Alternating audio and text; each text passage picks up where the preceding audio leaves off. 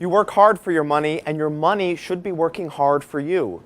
But if you're just starting your career, you're probably more concerned about making ends meet rather than jumping into the stock market. Quit it with the excuses. You don't need a ton of money when you have something more valuable, time. The math here is simple. Let's just say that you're a 22-year-old making $35,000 a year, and you're worried about paying for rent, food, clothes, and maybe the occasional avocado toast. Okay, I know that's a ridiculous stereotype, but if you put 10% of your salary into a 401k, you'll end up with $1.1 million by the time you're 65. And you can buy all the avocado toast you want then.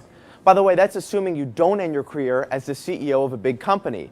I only factored in a 2% annual raise, and I assumed your employer isn't contributing any money.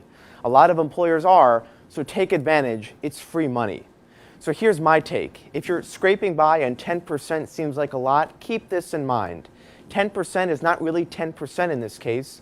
That money is going into your 401k before taxes, so the pinch won't feel so painful.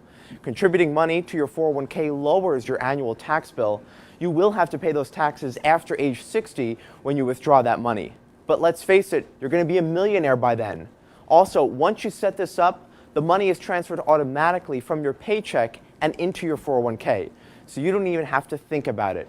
Set it up now and thank me later.